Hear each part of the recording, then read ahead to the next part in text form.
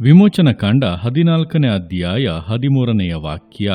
ಆದರೆ ಮೋಶೆ ಜನರಿಗೆ, ನೀವು ಅಂಜಬೇಡಿರಿ, ಸುಮ್ಮನೆ ನಿಂತುಕೊಂಡಿದ್ದು ಯೆಹೋವನು ಈ ಹೊತ್ತು ನಿಮ್ಮನ್ನು ರಕ್ಷಿಸುವ ರೀತಿಯನ್ನು ನೋಡಿರಿ.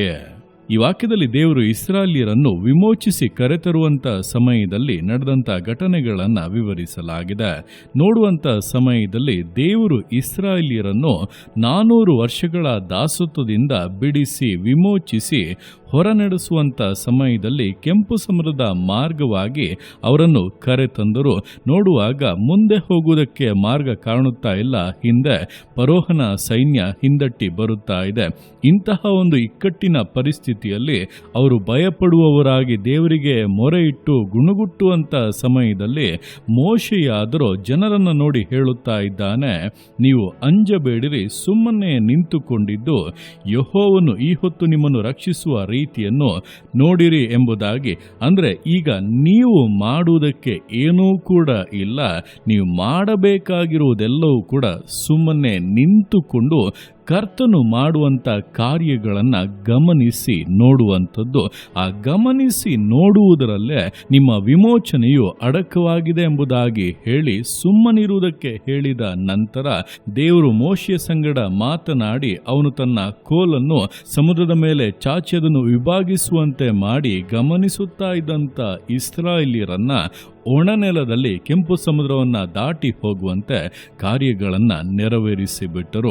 ಅಂದರೆ ಇಲ್ಲಿ ಗಮನಿಸುವಾಗ ದೇವರು ಕಾರ್ಯಗಳನ್ನು ಮಾಡುತ್ತಾ ಇರುವಾಗ ನಾವು ಸುಮ್ಮನೆ ನಿಂತುಕೊಂಡು ಅದನ್ನು ಸರಿಯಾಗಿ ಗಮನಿಸುತ್ತಾ ಇರುವಂಥದ್ದು ಬಹಳ ಬಹಳ ಮುಖ್ಯವಾದದ್ದು. ಕಾರಣ ನಾವು ಸುಮ್ಮನೆ ನಿಂತಿರುವಾಗ ದೇವರ ಕಾರ್ಯಗಳು ತಡೆಯಿಲ್ಲದೆ ನಡೆಯುತ್ತದೆ. ಅದೇ ಸಮಯದಲ್ಲಿ ನಾವು ಗಮನಿಸುತ್ತಾ ಇರುವಾಗ ದೇವರ ಶಕ್ತಿಯನ್ನು, ಆತನ ಅತ್ಯಧಿಕವಾದಂಥ ಬಲವನ್ನು ಅರಿತುಕೊಳ್ಳುತ್ತೇವೆ. ನಂಬಿಕೆಯು ವೃದ್ಧಿಯಾಗುತ್ತದೆ. ಇನ್ನೂ ಹೆಚ್ಚಾಗಿ ಆತನನ್ನು ಆಶ್ರಯಿಸಿಕೊಳ್ಳುವುದಕ್ಕೆ ಅನುಕೂಲವಾಗಿ ಬದಲಾಗುತ್ತದೆ. ಆದ್ದರಿಂದ ಈ ದಿವಸಗಳಲ್ಲಿ ಕೆಲವೊಂದು ಸಮಯದಲ್ಲಿ ದೇವರು ನಿಮಗೆ ಸುಮ್ಮನೆ ಇರುವುದಕ್ಕೆ ಹೇಳುವಾಗ ಏನೋ ಸುಮ್ಮನೆ ಇದ್ದು ಕಾಲ ಕಳೆಯಬೇಡಿ, ಬದಲಾಗಿ ದೇವರು ಏನೋ ಮಾಡುತ್ತಾ ಇದ್ದಾರೆಂಬುದನ್ನು ಅರಿತು ಅದನ್ನು ಗಮನಿಸುವುದಕ್ಕೆ ಮುಂದಾಗಿ ಅದು ನಿಮ್ಮಲ್ಲಿರುವಂಥ ನಂಬಿಕೆಯನ್ನು, ನಿಮ್ಮ ತಿಳುವಳಿಕೆಯನ್ನು, ದೇವರ ಮೇಲಿರುವಂಥ ನಿಮ್ಮ ಆಶ್ರಯವನ್ನು ಅಭಿವೃದ್ಧಿ ಪಡಿಸುವಂತ, ಇನ್ನೂ ಕೂಡ ದೃಢಪಡಿಸುವಂತ ಒಂದು ಸಮಯವಾಗಿದೆ.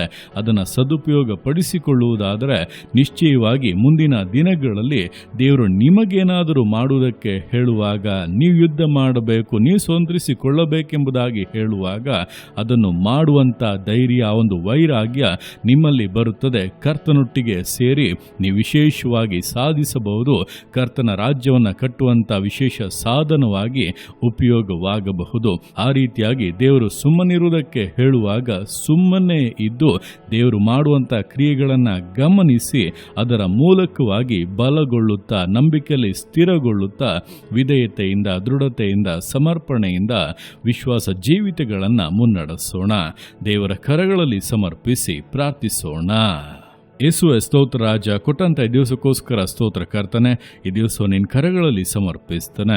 ಪ್ರತಿಯೊಂದು ಜೀವಿತಗಳನ್ನು ನೀನು ಆಳ್ವಿಕೆ ಮಾಡು, ಬಲಪಡಿಸು ಕರ್ತನೆ. ಹೌದಪ್ಪ, ನಿನ್ನ ವಾಕ್ಯದ ಮೂಲಕ ನಿನ್ನ ಮೊಟ್ಟಿಗೆ ಸ್ಪಷ್ಟವಾಗಿ ಮಾತನಾಡಿದೀಯಾ. ನೀನು ಇಸ್ರಾಯೇಲ್ ಕರ್ತನೆ ಸುಮ್ಮನಿರುವುದಕ್ಕೆ ಹೇಳಿ ನೀನು ಕಾರ್ಯ ಮಾಡುವುದಕ್ಕೆ ಪ್ರಾರಂಭಿಸಿದೆ. ನೀನು ಮಾಡಿದಂಥ ಕಾರ್ಯಗಳನ್ನು ಗಮನಿಸಿ ನೋಡಿದಂಥವರು ಕರ್ತನೆ ಆ ಒಣನೆಲದಲ್ಲಿ ಹಾದು ಹೋಗಿ ಕೆಂಪು ಸಮುದ್ರವನ್ನು ದಾಟಿದಂಥ ರೀತಿಯಲ್ಲಿ ಈ ದಿವಸಗಳಲ್ಲಿ ನಮ್ಮ ಜೀವಿತಗಳಲ್ಲಿ ಕೂಡ ನೀವಪ್ಪ ನಮಗೆ ಸುಮ್ಮನಿರುವುದಕ್ಕೆ ಹೇಳುವಾಗ ನಾವು ಅದನ್ನು ಗಮನಿಸಿ ಅದನ್ನು ಅರಿತು ನೀವು ಮಾಡುತ್ತಿರುವಂಥ ಕಾರ್ಯಗಳನ್ನು ತಿಳಿದುಕೊಂಡು ಅದರ ಮೂಲಕವಾಗಿ ಜ್ಞಾನವನ್ನು, ನಂಬಿಕೆಯನ್ನು ಅಪ್ಪ ಬೆಳೆಸಿಕೊಂಡು ನಿನ್ನಲ್ಲಿರುವಂಥ ಆಶ್ರಯವನ್ನು ದೃಢಪಡಿಸಿಕೊಂಡು ಅಪ್ಪ ಆತ್ಮೀಕ ಜೀವಿತವನ್ನು ಮುನ್ನಡೆಸುವುದಕ್ಕೆ ಪ್ರತಿಯೊಬ್ಬೊಬ್ಬರಿಗೂ ಸಹಾಯ ಮಾಡು. ನಾವು ಮಾಡಬೇಕಾದ್ದು ಇನ್ನೂ ಹೆಚ್ಚಾಗಿದೆ. ನೀನು ನಮ್ಮ ಮೂಲಕವಾಗಿ ನೆರವೇರಿಸಬೇಕಾದಂಥ ಕಾರ್ಯಗಳು ಕರ್ತನೆ ಇನ್ನೂ ಅಧಿಕವಾಗಿದೆ ಎಂಬುದನ್ನು ತಿಳಿದು ಆತ್ಮಿಕವಾಗಿ ಬಲಗೊಳ್ಳುವಂತೆ, ನಂಬಿಕೆಯಲ್ಲಿ ದೃಢವಾಗಿರುವಂತೆ, ಸ್ಥಿರಚಿತೆಯಿಂದ ಮುಂದೆ ಸಾಗುವುದಕ್ಕೆ ಪ್ರತಿಯೊಬ್ಬರಿಗೂ ಸಹಾಯ ಮಾಡು. ತಡೆಗಳು ಮುರಿಯಲಿ. ನಿನ್ನ ಮಕ್ಕಳು ಹೊಂದಬೇಕಾಗಿರುವಂಥ ಆಶೀರ್ವಾದಗಳು, ವಾಗ್ದಾನದ ಪರಿಪೂರ್ಣತೆಗಳು ಈ ದಿವಸಗಳಲ್ಲಿ ಕರಗಳಲ್ಲಿ ಬಂದು ಸೇರಲಿ. ನೀನಾರ್ತೆಗೆ ಮಾಡುವಂಥ ನಿನ್ನ ಪ್ರೀತಿಗೋಸ್ಕರ, ಕೃಪೆಗೋಸ್ಕರ ಅಪ್ಪ ನಿಮಗೆ ಸ್ತೋತ್ರಗಳು. ಪ್ರತಿಯೊಂದು ಜೀವಿತಗಳನ್ನು ಅಪ್ಪ ನಿಮ್ಮ ಕರಗಳಲ್ಲಿ ಸಮರ್ಪಿಸ್ತಾ ಅದನ್ನೇ ಆಶೀರ್ವದಿಸು, ಮಾನಿಸು, ಘನಪಡಿಸು. ಎಲ್ಲೋ ನಿಮ್ಮ ಕರಗಳಲ್ಲಿ ಸಮರ್ಪಿಸಿ ಎಲ್ಲ ಸ್ತುತಿಯನ್ನು ಮಾತನಿನ್ನೊಬ್ಬನಿಗೆ ಸಲ್ಲಿಸಿ ಯೇಸುವಿನ ನಾಮದಲ್ಲಿ ಬೇಡುತ್ತೇನೆ ತಂದೆಯೇ. ಆಮೇನ್, ಆಮೇನ್.